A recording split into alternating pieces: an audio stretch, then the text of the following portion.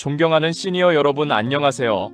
유익한 건강취미 생활 정보를 전해드리는 행복하고 건강한 시니어 TV, 행건TV. 여러분의 행복 건강 도우미 도행건입니다. 오늘은 너무나도 많은 분들이 관심을 가지고 있는 파킨슨병에 대해 영상을 정성껏 준비했습니다. 혹시 손이 떨리지 않으면 파킨슨병이 아니라고 생각하고 계셨습니까? 그 생각, 지금 당장 버리셔야 합니다. 파킨슨병은 손이 떨리기 전에 이미 몸속에서 70% 이상 진행되는 경우가 많습니다. 요즘 글씨가 작아지셨습니까? 걸음이 느려졌습니까? 표정이 예전보다 굳었다는 말을 들으신 적은 없으십니까? 많은 시니어분들이 그저 나이 들어서 그렇겠지 하고 넘깁니다. 하지만 그 순간이 뇌가 보내는 마지막 경고 신호일 수 있습니다. 오늘 영상에서는 파킨슨병이 시작될 때 우리 몸이 가장 먼저 보내는 초기 신호와 약보다 더 중요한 관리법, 그리고 병원비를 아끼면서 조기에 진단받을 수 있는 비용 절감 팁까지 모두 알려드리겠습니다.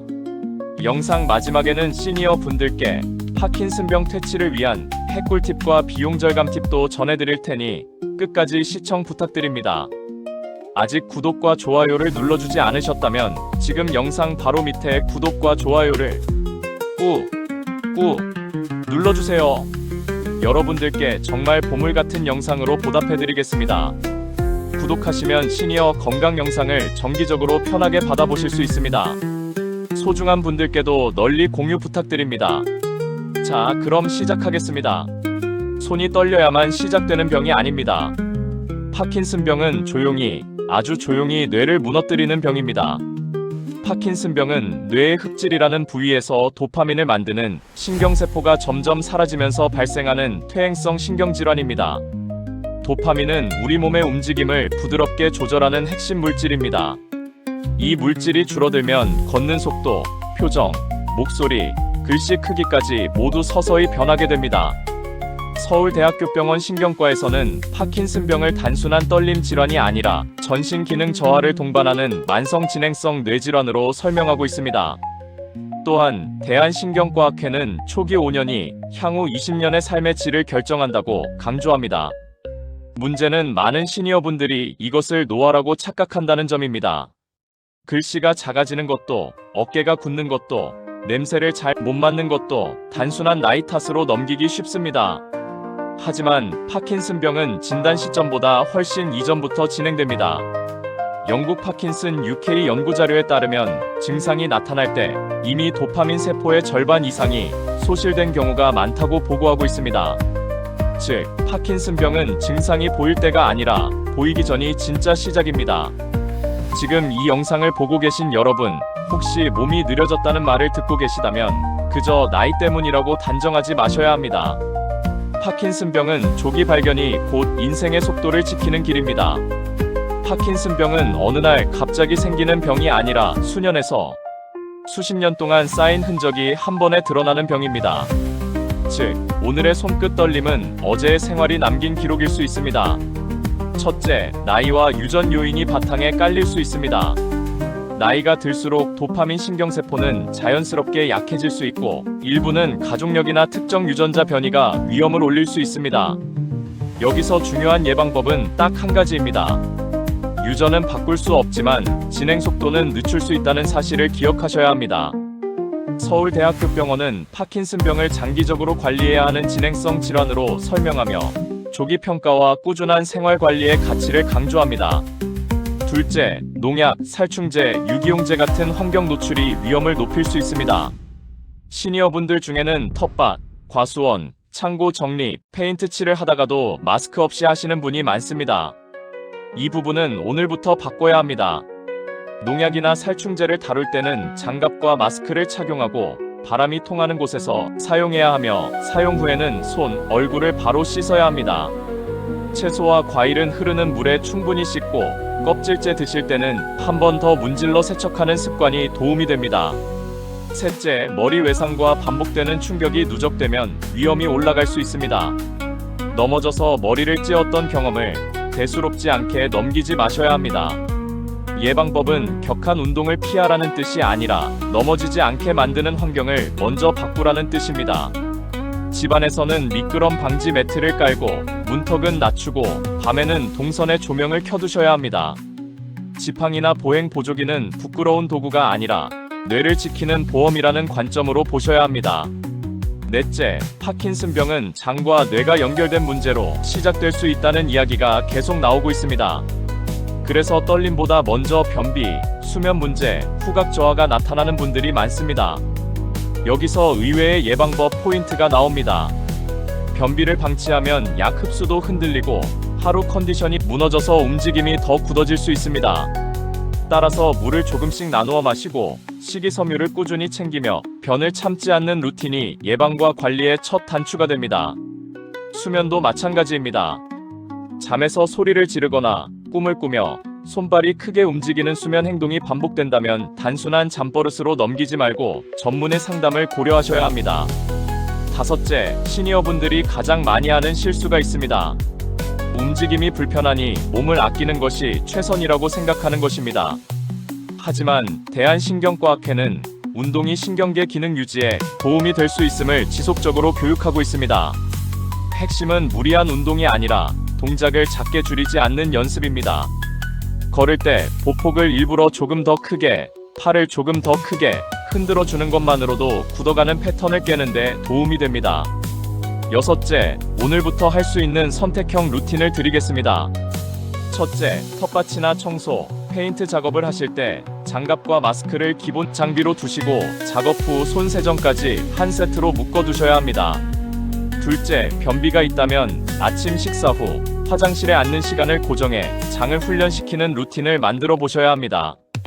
셋째, 걸을 때는 손에 힘을 주지 말고 어깨를 펴고 보폭을 크게 한다는 한 가지 목표만 붙잡고 걸어보셔야 합니다. 파킨슨병은 원인이 하나가 아니라서 예방법도 한 가지로 끝나지 않습니다. 하지만 생활 속 작은 선택이 쌓이면 속도는 분명히 달라질 수 있습니다. 다음에서는 시니어분들이 스스로 알아차릴 수 있는 초기 증상과 자가 인식 방법을 체크리스트처럼 쉽게 정리해드리겠습니다. 파킨슨병은 손이 떨리기 전에 얼굴과 걸음과 목소리부터 바뀌는 경우가 많습니다. 즉, 본인은 멀쩡하다고 느끼는데 주변 사람이 먼저 알아차리는 병일 수 있습니다. 오늘은 병원 가기 전에 집에서 스스로 확인할 수 있는 신호를 점수로 딱 정리해드리겠습니다. 첫째, 움직임이 느려졌다는 말을 자주 듣는지 떠올려 보셔야 합니다.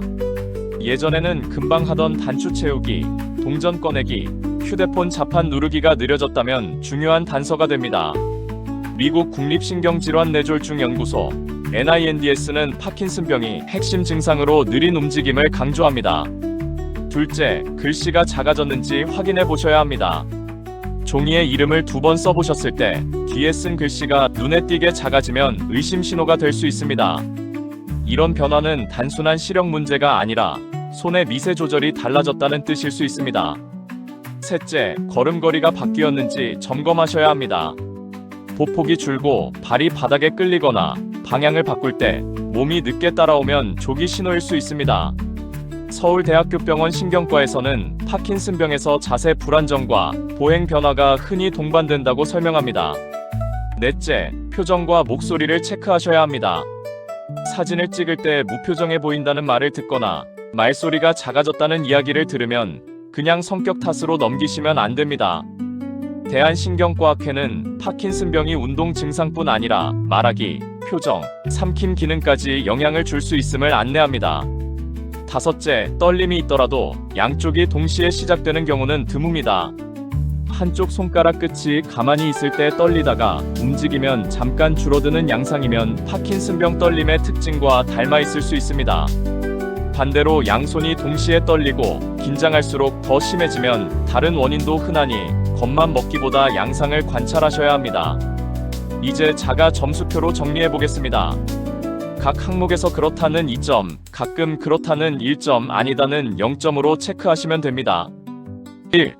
최근 6개월 사이 동작이 느려졌다는 말을 들었다. 2. 단추, 지퍼, 동전, 젓가락 같은 손놀림이 눈에 띄게 둔해졌다. 3. 글씨가 작아졌거나 줄 끝으로 갈수록 더 작아진다. 4. 보폭이 줄고 발이 끌리거나 방향 전환이 둔해졌다. 5. 표정이 굳었다는 말을 듣거나 목소리가 작아졌다. 6. 한쪽에서 시작된 떨림이나 뻣뻣함이 있다. 점수 해석을 알려드리겠습니다. 총점이 0점에서 3점이면 지금은 관찰 단계로 두셔도 됩니다. 총점이 4점에서 7점이면 다음 검진 때 신경과 상담을 계획해 보셔야 합니다. 총점이 8점 이상이면 늦추지 말고 신경과 진료를 권합니다. 조기 평가가 치료 선택지를 넓히기 때문입니다. 중요한 말씀을 하나 더 드리겠습니다. 파킨슨병은 혼자 결론 내릴 병이 아닙니다. 하지만 오늘 점수표는 그냥 노화로 넘기지 않게 해주는 안전벨트가 될 수 있습니다. 다음에서는 파킨슨병이 실제로 얼마나 흔해지고 있는지 국내외 통계와 트렌드로 현실을 보여드리겠습니다. 파킨슨병은 드문 병이라고 생각하셨습니까? 하지만 지금 이 순간에도 전 세계에서 빠르게 늘고 있는 대표적인 신경퇴행성 질환입니다. 세계보건기구 WHO는 파킨슨병을 전 세계적으로 가장 빠르게 증가하는 신경계 질환 중 하나로 보고하고 있습니다. 1990년과 비교했을 때 전 세계 환자 수는 2배 이상 증가한 것으로 분석되고 있습니다. 즉, 고령화가 진행될수록 파킨슨병도 함께 증가한다는 뜻입니다. 대한민국 상황은 어떨까요? 건강보험심사평가원 자료에 따르면 국내 파킨슨병 환자 수는 최근 10년 사이 꾸준히 증가 추세를 보이고 있습니다. 특히 70대 이상 연령층에서 가장 높은 비율을 차지하고 있으며 여성 환자 비율이 남성보다 다소 높은 경향도 관찰됩니다. 서울대학교병원 신경과에서는 평균 수명 증가와 조기 진단 기술 발전이 환자 수 증가에 영향을 준다고 설명합니다. 즉, 과거에는 진단되지 못했던 환자들이 이제는 의료 접근성이 높아지면서 발견되고 있다는 의미도 포함됩니다. 하지만 여기서 놓치면 안 될 점이 있습니다.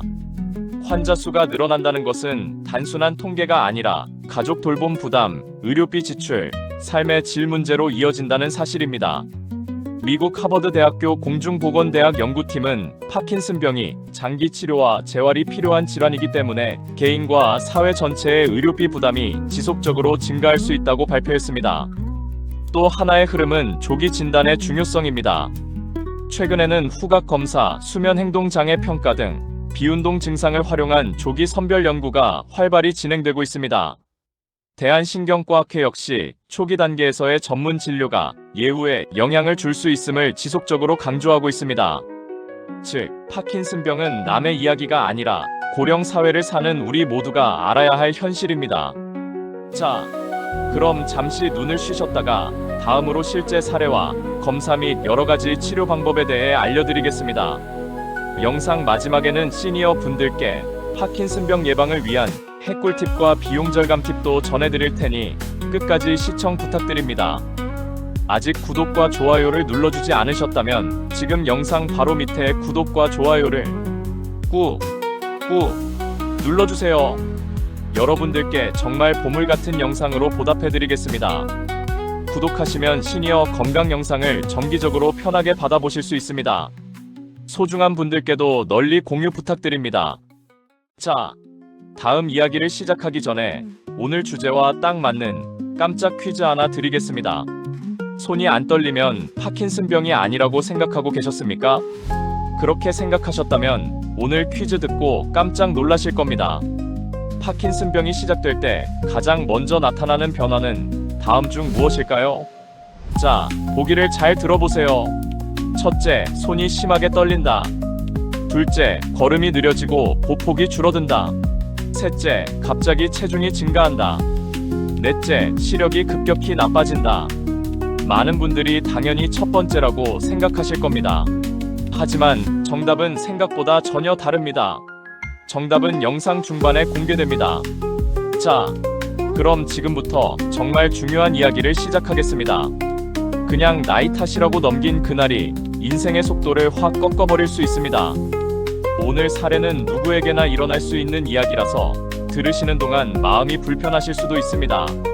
76세 김모 어르신은 원래 동네에서 가장 부지런한 분이었습니다. 아침마다 시장을 다녀오고 손주 간식도 만들어 주시던 분이었습니다. 그런데 어느 날부터인가 단추를 채우는 시간이 길어졌고 글씨가 작아져서 통장에 숫자를 쓰기가 어려워졌습니다. 가족이 병원에 가자고 했지만 어르신은 웃으면서 말씀하셨습니다. 나이 들면 다 그렇지, 떨리는 것도 없는데 무슨 파킨슨병이냐고 말입니다. 문제는 그 다음이었습니다. 며칠 뒤 버스를 타려고 급히 발을 옮기는데 발이 바닥에 붙은 것처럼 멈칫했고 그대로 앞으로 넘어졌습니다. 다행히 큰 골절은 없었지만 그날 이후 어르신은 밖에 나가는 것이 무서워졌습니다. 한번 넘어지고 나면 몸이 아니라 마음이 먼저 굳어버린다는 말이 그때부터 현실이 되었습니다. 집에만 계시다 보니 움직임은 더 느려졌고 보폭은 더 줄었고 목소리도 점점 작아졌습니다. 식사도 줄고 변비가 심해지고 잠에서는 꿈을 꾸며 손발을 휘두르는 날이 잦아졌습니다. 가족들은 이제야 이상하다고 느껴 신경과를 찾았고 진료를 받은 뒤에야 파킨슨병 가능성을 이야기 들었습니다. 담당 전문의는 이렇게 설명했습니다. 떨림이 없다고 안심하면 늦어질 수 있고 느린 움직임과 보행 변화가 더 중요한 시작 신호가 될 수 있다고 말입니다. 진단이 늦어지면 약 조절도 늦고 재활도 늦고 무엇보다 자신감이 먼저 무너진다고도 덧붙였습니다. 김모 어르신은 뒤늦게 약과 재활을 시작했지만 가장 힘들었던 것은 이런 한마디였습니다. 그때 그냥 병원 한 번만 가봤으면 이렇게까지는 안 왔을 텐데 라는 말이었습니다. 이 이야기를 드린 이유는 단 하나입니다.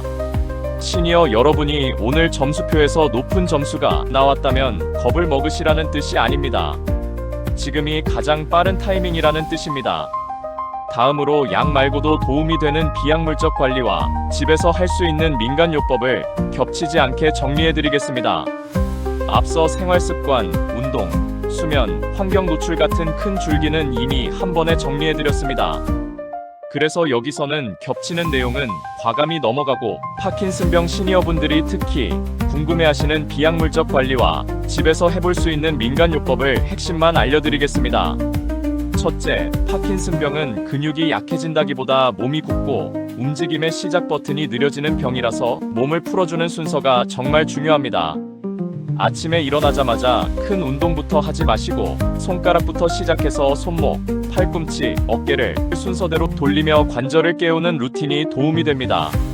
시니어분들이 느끼는 뻣뻣함은 움직임이 시작되기 전까지가 가장 힘들기 때문에 첫 3분만 부드럽게 풀어주면 하루가 달라질 수 있습니다.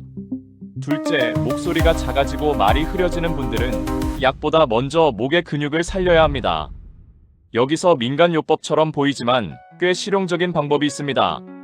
따뜻한 물 한 컵을 천천히 마신 뒤 입을 다문 상태로 콧소리를 내며 허밍을 30초만 해보시는 것입니다. 목 안쪽 진동이 성대를 깨우는 느낌이 들면 잘하고 계신 것입니다. 이 방법은 비용이 들지 않으면서도 말하기 준비를 도와주기 때문에 아침 외출 전, 전화통화 전에도 좋습니다. 셋째, 한의학에서는 파킨슨병과 유사한 떨림, 경직, 운동이 둔해지는 상태를 진전, 진경, 풍증의 범주로 설명해왔습니다. 경희대학교 한방병원 신경정신과에서는 떨림과 경직, 수면, 변비 같은 비운동 증상을 함께 살피는 통합적 접근이 중요하다고 안내합니다. 집에서 할 수 있는 방법으로는 손발이 차고 굳는 느낌이 강한 분들은 족욕을 활용하시는 것이 도움이 됩니다. 단, 뜨겁게 하는 것이 아니라 미지근한 물로 10분 정도만 발을 담그고 끝나자마자 발가락을 한 개씩 벌렸다 오므렸다 하며 관절을 움직여 주셔야 효과가 살아납니다. 넷째, 식이 민간요법 중에서 시니어분들이 가장 자주 실수하는 것은 약 복용 시간과 단백질 섭취 타이밍이 엉키는 것입니다. 특히 레보도파 계열 약을 드시는 분들은 단백질이 많은 식사 직후에 약을 드시면 흡수가 흔들릴 수 있다는 이야기가 있어 담당 전문의가 정한 복용법을 우선으로 하되 식사와 약 시간 간격을 일정하게 유지하는 것이 중요합니다. 이 부분은 개인별 처방이 달라질 수 있으니 다음 진료 때 복용 시간표를 꼭 확인해 보셔야 합니다. 다섯째, 손이 떨려서 불편하다면 집안 도구부터 바꾸는 것이 치료의 일부가 될 수 있습니다. 붉은 손잡이 숟가락, 미끄럼 방지 매트, 벽 부착 손잡이 같은 보조 도구는 넘어짐을 줄이고 식사 스트레스를 줄여서 하루 에너지를 지키는 데 직접 도움이 됩니다. 즉, 파킨슨병 관리는 약만이 아니라 생활 환경의 작은 수리가 치료가 될 수 있습니다. 다음에서는 병원에서 어떤 검사와 치료를 받는지, 그리고 조기에 관리에 성공한 사례와 함께 비용 절감 팁, 복지 서비스까지 한 번에 정리해드리겠습니다. 파킨슨병은 빨리 알수록 선택지가 늘어나고 늦을수록 선택지가 사라집니다. 즉, 같은 병이라도 검사 시점이 삶의 난이도를 갈라버릴 수 있습니다. 첫째, 병원에서는 어떤 검사부터 하느냐가 중요합니다. 대부분의 경우 신경과 진료에서 문진과 진찰이 먼저입니다. 의사가 걷는 모습, 팔 흔들림, 몸의 뻣뻣함, 손가락 두드리기, 속도, 표정 변화 같은 특징을 직접 보고 판단합니다. 이때 파킨슨병 평가에서 널리 쓰이는 진찰 척도로 UPDRS, 통합 파킨슨병 평가 척도를 활용하기도 합니다. 그리고 비슷한 증상을 만드는 다른 질환을 배제하기 위해 뇌 MRI 같은 영상 검사를 시행하기도 합니다. 어떤 분들은 확진 검사가 따로 있냐고 묻는데, 파킨슨병은 대개 임상 증상과 진찰 소견을 종합해 진단하는 경우가 많습니다. 둘째, 치료는 약만이 전부가 아니라 약을 중심으로 여러 치료를 묶는 방식이 핵심입니다. 약물 치료에서는 레보도파, 도파민 작용제, MAO-B 억제제 같은 약이 증상을 완화하는 데 사용됩니다. 중요한 점은 약을 세게 쓰는 것이 아니라 내 몸에 맞게 시간을 맞추고 용량을 조절하는 것이 치료의 절반이라는 사실입니다. 그래서 처음 진단받은 시니어분들에게는 약 복용 시간표를 아주 꼼꼼히 짜드리는 경우가 많습니다. 대한신경과학회도 파킨슨병은 장기관리 질환이라서 약 조절과 재활이 함께 가야 한다는 점을 꾸준히 안내합니다. 셋째, 약만으로 부족할 때는 재활과 치료팀이 힘을 보탭니다. 물리치료는 보행과 균형을 다듬고 넘어짐 위험을 줄이는데 도움을 줄 수 있고, 작업치료는 단추, 식사, 글씨 같은 일상 기능을 더 오래 유지하도록 돕습니다. 언어치료는 목소리와 발음, 삼킴 기능을 관리하는데 중요한 역할을 합니다. 또한 일부 환자에서는 증상이 오래 진행된 뒤에 뇌신부 자극술, DBS 같은 수술적 치료를 고려하기도 합니다. 이 부분은 개인별 적응증이 매우 다르므로 신경과 신경외과 전문의와 충분히 상담하셔야 합니다. 넷째, 빠른 검사와 치료로 삶의 속도를 지킨 성공 사례를 하나 들려드리겠습니다. 68세 박모 어르신은 손 떨림이 거의 없었는데도 걸음이 짧아지고 글씨가 작아지는 변화를 느끼셨습니다. 가족이 사번 점수표를 같이 해보니 8점이 나와서 미루지 않고 신경과에 예약을 잡았습니다. 진료에서 느린 움직임과 보행 변화가 확인되어 조기에 치료가 시작되었고, 의사가 약 복용 시간표를 맞추고 물리치료와 발성 훈련까지 같이 진행했습니다. 몇 달 뒤 박모 어르신은 시장을 다니는 속도가 다시 올라왔고, 넘어질까 두려워 숨던 마음도 한결 가벼워졌습니다. 어르신이 하신 말이 이렇습니다. 병을 고친 게 아니라 내 일상을 다시 찾은 것 같다고 말입니다.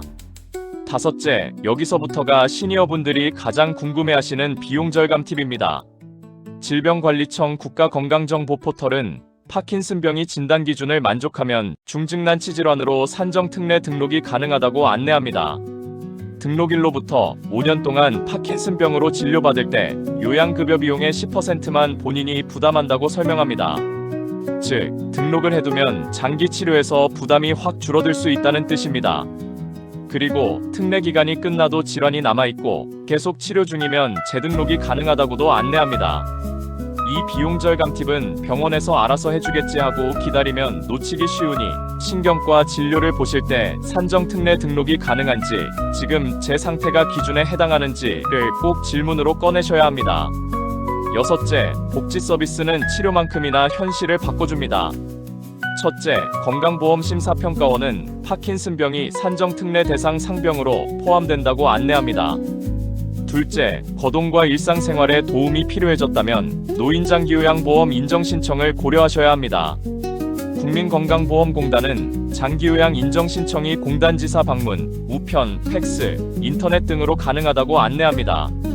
즉, 가족이 대신 신청해도 되고 절차를 알아두면 돌봄 부담을 줄일 수 있습니다. 셋째, 증상이 고착되어 일상 기능 저하가 뚜렷해지면 장애인 등록도 검토할 수 있습니다. 보건복지부는 뇌병 변장의 판정 기준 자료에서 파킨슨병 같은 기타 뇌병변 질환의 경우 일정 기간 치료 후에도 장애가 고착된 시점에 장애 진단을 하도록 기준을 제시합니다. 이 과정은 서류 준비가 필요하니 주치의와 상담하며 차근차근 진행하시는 것이 안전합니다. 정리하겠습니다. 파킨슨병은 검사, 약, 재활, 복지 서비스를 한 세트로 묶을수록 생활은 더 오래 유지되고 비용 부담은 더 줄어들 수 있습니다. 오늘의 내용을 바탕으로 시니어분들이 가장 궁금해하시는 핵꿀팁까지 포함해서 결론을 확실하게 정리해드리겠습니다. 파킨슨병은 손이 떨릴 때 시작되는 병이 아니라 생활의 리듬이 무너질 때 이미 시작된 병일 수 있습니다.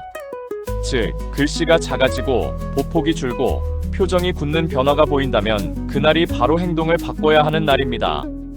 오늘 핵심을 짚어드리겠습니다. 첫째, 떨림이 없어도 느린 움직임, 보행 변화, 목소리 감소, 표정 감소는 중요한 초기 신호가 될 수 있습니다. 둘째, 점수표에서 8점 이상이면 미루지 말고 신경과에서 조기 평가를 받는 것이 안전합니다. 셋째, 약, 재활, 생활도구, 복지 서비스를 한 세트로 묶을수록 비용과 불편을 동시에 줄일 수 있습니다. 이제 시니어분들이 가장 기다리신 핵꿀팁을 드리겠습니다. 파킨슨병에 유독 좋은 한 가지는 아침에 몸이 굳어 있는 그 2분을 그냥 넘기지 않는 것입니다. 침대에서 일어나기 전에 손가락을 하나씩 접었다 펴고 손목을 천천히 돌리고 발가락을 벌렸다 오므리는 동작을 각 10번씩만 해보셔야 합니다. 이 짧은 2분이 그날의 첫걸음을 더 크게 만들고 굳어지는 패턴을 깨는 시작 버튼이 될 수 있습니다. 반대로 파킨슨병의 유독 나쁜 한 가지는 불편하다고 움직임을 줄여서 몸을 더 작게 쓰는 습관입니다. 보폭을 줄이고 팔을 안 흔들면 뇌는 그 자극 움직임을 정상이라고 학습해버릴 수 있습니다. 즉, 불편할수록 몸을 더 작게 쓰는 습관이 병의 속도를 더 빠르게 만들 수 있습니다. 마지막으로 오늘 당장 할 수 있는 최소 실천 목표를 드리겠습니다. 첫째, 내일부터 7일 동안 아침 기상 직후 2분 관절 깨우기 루틴을 하루도 빠짐없이 하셔야 합니다. 둘째, 외출할 때 쉰걸음만큼은 의식적으로 보폭을 손바닥 한 뼘만큼 더 크게, 팔도 평소보다 30% 정도 더 크게 흔들어 보셔야 합니다. 이 두 가지만 지켜도 몸의 속도가 바뀌는 느낌을 경험하실 가능성이 높습니다. 지금까지 행복하고 건강한 시니어 TV, 행건 TV, 여러분의 행복 건강 도우미 도행건이었습니다. 혹시 잊으셨다면 지금 영상 바로 밑에 구독과 좋아요를 꾹 눌러주세요. 정말 보물 같은 영상으로 다시 찾아뵙겠습니다. 구독하시면 시니어 건강 영상을 정기적으로 편하게 받아보실 수 있습니다. 소중한 분들께도 널리 공유 부탁드립니다. 끝까지 시청해주셔서 감사합니다. 모두 건강하고 행복하세요.